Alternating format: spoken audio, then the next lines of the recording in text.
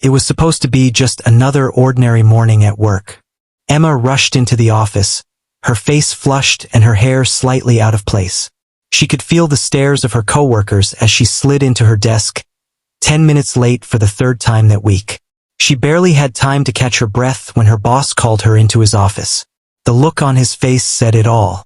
He didn't want to hear her excuses, didn't care about her explanations. "Emma," he said coldly, "this is unacceptable. We can't keep someone on the team who doesn't respect time." Before she could say a word, it was over. She was fired on the spot. She walked out of the office, clutching the box of her belongings, feeling the weight of shame and frustration. To her coworkers, she was just someone who couldn't manage her time. To her boss, she was a liability. But what none of them knew was the real reason Emma was late.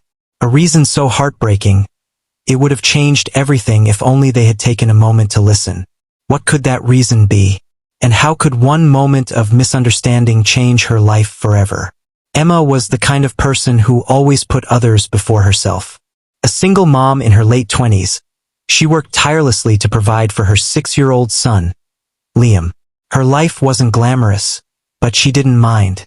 As long as Liam had a roof over his head and food on the table, she considered herself lucky. Her days started early and ended late. Mornings were a whirlwind of making breakfast, packing Liam's lunch, and getting him ready for school. By the time she dropped him off and made it to her office, she was already running on caffeine and sheer willpower. But Emma didn't complain. She was proud of the life she was building for her son. Emma worked as an administrative assistant at a mid-sized firm.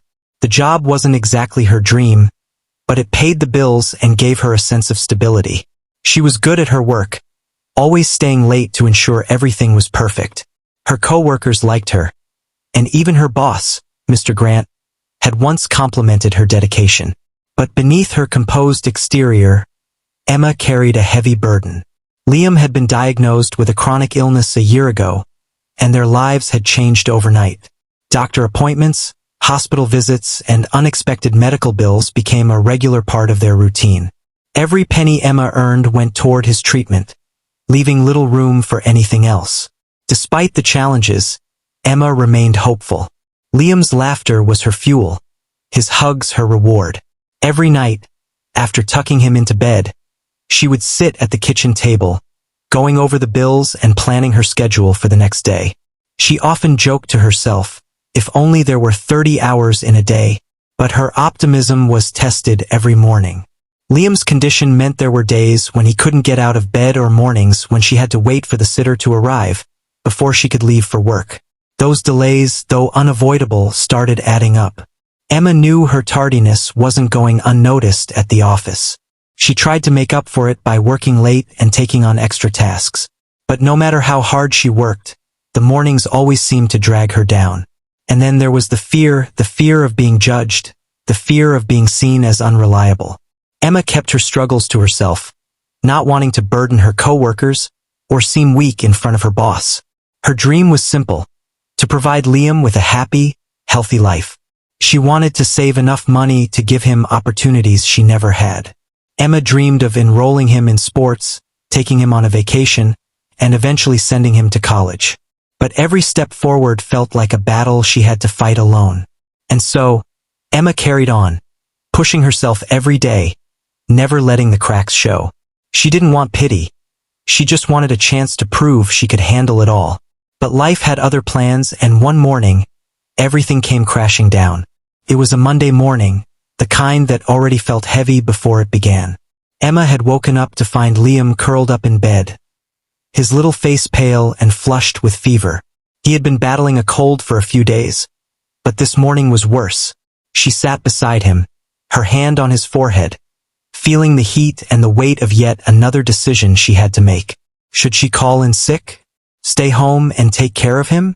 But she knew she couldn't afford to miss another day of work. Her boss, Mr. Grant, had already warned her about her tardiness. The thought of losing her job sent a wave of anxiety through her. Emma made a quick decision. She called the sitter and asked her to come early. As she waited, she tried to soothe Liam, holding him close and promising him she'd be back as soon as she could. "You're my brave little guy," she whispered, though her heart felt anything but brave. The sitter arrived 15 minutes late, and Emma was already glancing nervously at the clock. She grabbed her bag, kissed Liam on the forehead, and rushed out the door. Traffic was worse than usual, each red light feeling like a cruel joke. By the time she parked and sprinted into the office, she was nearly out of breath. As she slipped into her desk, she noticed the disapproving looks from her coworkers. Emma knew what they were thinking. Another late arrival. She barely had time to settle in before her phone buzzed. It was a message from Mr. Grant. "See me in my office immediately." Her stomach sank as she stood up and walked toward the door. She knocked softly and stepped inside, closing the door behind her. Mr. Grant didn't waste time. "Emma, this is becoming a pattern," he began, his voice firm. "Your repeated tardiness is affecting the team. I've given you multiple warnings, and I can't let it slide anymore." Emma tried to explain, her voice trembling as she spoke. "I know I've been late, but my son, he's been sick and Mr. Grant cut her off, raising a hand. "Emma, we all have personal lives, but this is a workplace. I need employees I can count on. I'm sorry, but we're letting you go." The words hit her like a punch to the gut. Fired. Just like that. All the late nights, the extra hours, the sacrifices, it didn't matter. She felt her cheeks flush with humiliation as she nodded silently and left his office. As she packed up her desk, her coworkers avoided her gaze. Emma felt a lump in her throat, but she refused to cry. By the time she walked out of the building, clutching a small box of her belongings, the tears finally came. She sat in her car, staring at the steering wheel, her mind racing. How was she going to explain this to Liam? How would she pay the bills? Her boss hadn't even given her a chance to explain the full story. He didn't know about the sleepless nights, the hospital bills, or the mornings she spent caring for a sick child. To him, she was just an employee who couldn't show up on time. But Emma knew the truth, and it was a truth that weighed heavily on her shoulders. The car ride home felt like a blur. Emma gripped the steering wheel tightly, trying to steady her breathing, but the tears wouldn't stop. She kept replaying her boss's words in her head. "We're letting you go." It felt so final, like a door slamming shut on the little stability she had left. When she walked into the small apartment, Liam was asleep on the couch, a cartoon playing softly in the background. The sitter greeted her with a smile, unaware of what had just happened. "He's been resting most of the day," she said cheerfully, before heading out. As soon as the door closed, Emma sank into a chair, burying her face in her hands. The weight of it all hit her like a tidal wave. The rent was due in 2 weeks. The grocery budget was already stretched thin. And Liam's next doctor appointment? She didn't even want to think about it. That night, after putting Liam to bed, Emma sat alone at the kitchen table, staring at the stack of bills piled up in front of her. Each one felt like a reminder of how much she was failing. The past due notices seemed to mock her, and the silence of the apartment felt suffocating. How did it come to this? She whispered to herself. She thought about all the sacrifices she had made, the late nights at work, the moments she had missed with Liam because she was too busy trying to make ends meet. And yet, here she was with nothing to show for it. The days that followed were filled with quiet desperation. Emma applied to every job she could find, sending out resumes late into the night. But the responses were few and far between, and each rejection chipped away at her confidence. She avoided eye contact with her neighbors, afraid of their pitying looks. To them, she was just another single mom struggling to get by. But the hardest part was facing Liam. He was too young to understand the full scope of what was happening, but he could sense something was wrong. "Why are you sad, Mommy?" he asked one afternoon, his big brown eyes searching hers for an answer. Emma forced a smile, pulling him into a hug. "I'm just tired, sweetheart, but I'm okay. Promise." Her promise felt hollow even to herself. The truth was, she wasn't okay. She felt like she was failing as a mother, as a provider, as a person. The weight of it all was crushing, and for the first time in her life, Emma didn't know how she was going to get through it. Still, there was a small voice in the back of her mind that wouldn't let her give up. She thought about Liam, his laughter, his smile, his resilience. He needed her to be strong, and even though she didn't feel strong, she knew she had to find a way forward. Little did Emma know, the turning point she so desperately needed was closer than she could have imagined. Something unexpected was about to happen. Something that would remind her of her own strength and the power of compassion. It had been a week since Emma lost her job, and the weight of uncertainty was growing heavier by the day. On a quiet evening, after putting Liam to bed, she sat at the kitchen table once again, scrolling through endless job postings on her phone. Nothing felt like the right fit, and the rejection emails in her inbox didn't help. Feeling overwhelmed, she decided to take a break. She stood up, stretched, and walked over to the small bookshelf in the living room.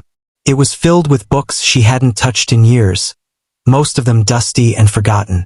She wasn't sure why, but she started pulling them off the shelf, one by one, looking for something. She wasn't even sure what. That's when her fingers brushed against a small, worn envelope tucked between two thick novels. Curious, she pulled it out and opened it.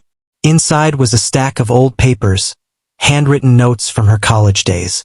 As she flipped through them, one piece of paper caught her attention. A neatly folded flyer for a local writing contest. Emma's breath hitched as she remembered it. Years ago, before life had gotten so complicated, she used to write poems, essays, even short stories. She had loved creating with words. But after Liam was born and the struggles of single motherhood took over, she had packed that dream away, like so many other pieces of herself. At the bottom of the flyer, scrawled in her own handwriting, were the words, "Never give up on what makes you come alive." She sat down, holding the paper in her hands, a mix of emotions flooding her chest. The memory of who she used to be felt distant, almost like a different lifetime. But the words stirred something inside her, a spark she hadn't felt in years. For the first time in what felt like forever, Emma opened her laptop, not to look for jobs, but to write. At first, the words came slowly, hesitantly, like a rusty faucet turning back on. But as the minutes turned into hours, the hesitation faded. She poured her heart into the story, weaving in her experiences, her struggles, and her hopes for the future. When she finally closed the laptop, the sun was beginning to rise, and for the first time in weeks, Emma felt something she hadn't felt in a long time, hope. A few days later, she submitted the story to a local contest, not expecting much. "It's just for me," she told herself. But deep down, she knew it was more than that. It was a reminder that she still had something to offer, something that couldn't be taken away by a job or circumstance. 2 weeks later, Emma received an email that left her speechless. Her story had won. The prize wasn't huge, but it was enough to cover a month's rent and buy some groceries. More than that, it came with an opportunity to write for a local magazine. That single discovery, a forgotten flyer, reignited a part of Emma she thought she'd lost forever. It wasn't just about the money or the job. It was about finding herself again, remembering that even in the darkest moments, there's something inside us that refuses to give up. Winning the contest was just the beginning for Emma. The prize money gave her a bit of breathing room, but what it really gave her was something she hadn't felt in weeks: confidence. For the first time since losing her job, she felt like she was in control, even if just a little. Her first assignment for the magazine was simple: write a piece about her community. At first, Emma doubted herself. What if her writing wasn't good enough? What if she couldn't meet the deadline? But every time those doubts crept in, she reminded herself of the flyer's words. Never give up on what makes you come alive. She spent her days walking through the neighborhood, talking to small business owners, and taking notes about the little things she had always overlooked. In the evenings, after Liam was asleep, she would sit at the kitchen table with her laptop, typing furiously. It wasn't easy. Some nights, she stared at the blank screen for hours, feeling like she had nothing left to give. But she pushed through. Her first article was published 2 weeks later. Seeing her name in print was surreal, and the pride in Liam's eyes when she showed him the magazine made all the late nights worth it. "Mommy, you're famous," he said with a grin, and Emma couldn't help but laugh. From there, opportunities began to trickle in. The magazine editor was impressed with her work and offered her more assignments. Each story she wrote built her confidence a little more. It wasn't a stable income yet, but it was something to build on. At the same time, Emma started picking up freelance writing gigs online. She created a simple profile and shared samples of her work. The jobs were small, writing product descriptions or editing blog posts, but they added up. Slowly, she started to see the light at the end of the tunnel. It wasn't easy. There were still tough days when the bills piled up or Liam's health took a turn, and Emma felt like she was treading water. But every article, every paycheck, every step forward reminded her that she was capable of more than she had ever imagined. Emma wasn't just rebuilding her finances. She was rebuilding herself. Piece by piece, she was carving out a new life. One where she could be there for Liam and pursue her dreams at the same time. It wasn't perfect, but it was progress, and that was enough. A year later, Emma found herself standing in a place she never thought she'd be. She was at the launch event of a new local magazine, one she had been invited to not as a guest, but as a featured contributor. Her story about single parents balancing work and family had not only been published but had resonated deeply with readers. It had even gone viral online, bringing attention to her as a writer who spoke from the heart. As she walked through the crowd, several people stopped her to say how much her story had meant to them. One woman, with tears in her eyes, told Emma, "You put into words what I've been feeling for years. Thank you for sharing your story." Emma's journey wasn't just about writing articles anymore. It had become a platform to give a voice to people like her. Her freelance work had grown, and she was now able to support Liam while also saving for his future. More importantly, she was finally able to spend quality time with him, something her old job had rarely allowed. Her proudest moment came when Liam, now healthier and more vibrant, ran up to her holding the magazine she had written for. "Mommy, this is yours," he said, his face beaming with pride. Emma knelt down, hugging him tightly, the weight of all her struggles melting away in that moment. For Emma, it wasn't just about finding financial stability or professional success. It was about rediscovering her sense of purpose.